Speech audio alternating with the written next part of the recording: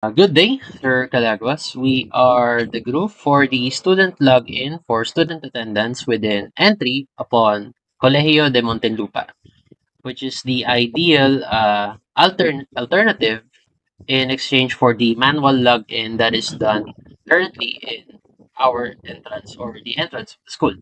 So right now, nasa main landing page tayo ng website namin or ng webpage namin for the student login. Kita sa landing page is the register option, the login option, and also kung ano yung student attendance or yung mga kailangan para makapag-login right now. So, dito sa page na to, pwede tayo mag-enter ng existing student number and then we press login to see yung record ng student na yun and also i-record din yung timestamp na ma-receive. Like so. Okay. And in cases na wala naman existing na student number sa database or sa records,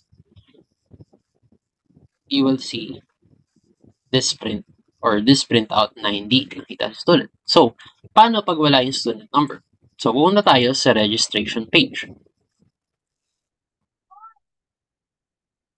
Okay?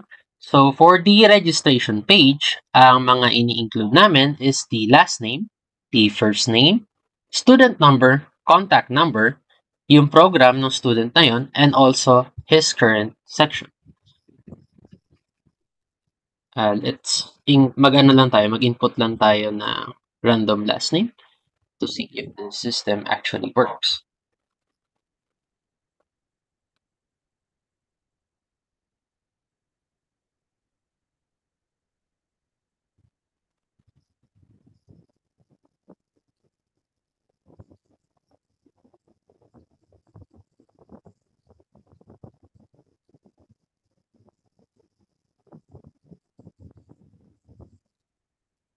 Okay, so provided also sa programs, lahat ng existing programs ngayon sa Colegio de Montelupa. Na-register natin siya. So, registered successfully. And then, when you press OK, babalik lang tayo dun sa landing page. Now, pag in-enter natin yung student number na yon, which is yung ni-register natin kanina lang, magkakaroon na siya ng record. Now, in terms of the backend or yung database na pinagbabagsakan niya, meron tayo dito which is yung database named login. Wherein pag nag-register ka ng isang student, lahat ng information na sinama mo dun sa registration niya ay dito pupunta. And pag nag-login ka naman, which is in return, dito din kukuha ng information ni student. Yung name, yung program, yung section, etc. etc. Now, ano nga ba ang pwedeng gawin ni admin? Which will be explained by Leris right now. Thank you. So, good day po again. So, now let's talk about what will be the admin side of our system of the login page.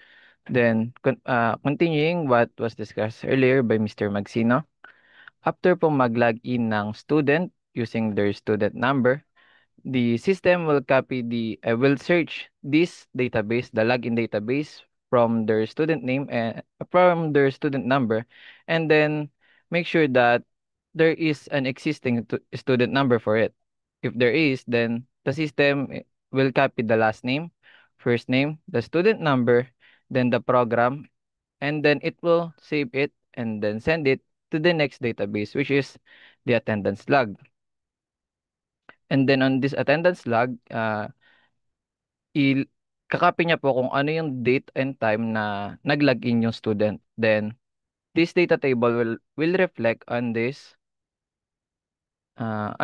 data page, which was, since kanina na po may nag-login, so, nung kanina nilagin natin na student, which was Lagman, Leris, Loylan, and De La Cruz Juan, they log in at 12:52 p.m. and then 12:54 a.m. Yan, katulad po niyan, which is nagre-reflect siya. Then let's say na si De La Cruz is nag-login ulit siya within 5 minutes lang ulit. So, or like within 3 minutes, which is can be unnecessary login. So, kapag nilagin po natin siya uli, ah, so, which is, pwede rin po malagin din po siya uli.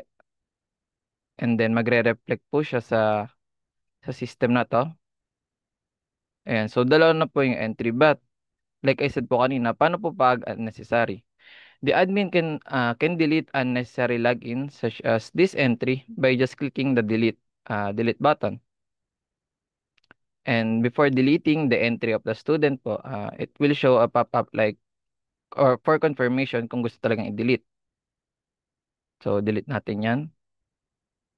Diba, yeah. Once na ma-delete po siya, is mawawala din po siya. Then, let's say na may student tayong hinahanap from ME or like CPE.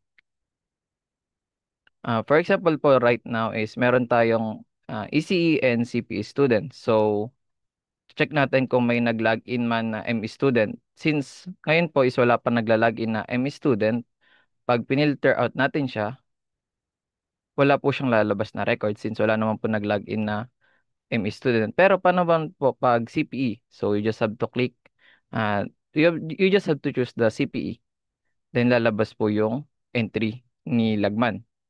Then, para naman po makita ulit yung ECE, then, just click the electronics engineering.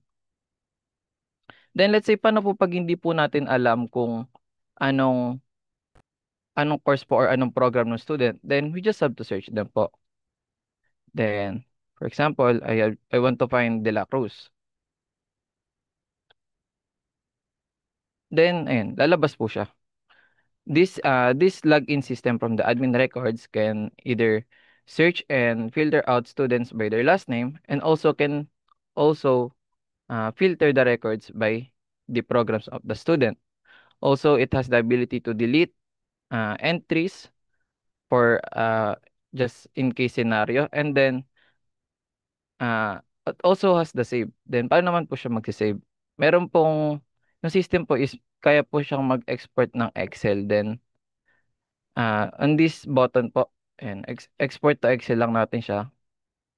Pag clinic is magda-download po siya as an Excel file, which can be accessed by the admin po. Yun lang po.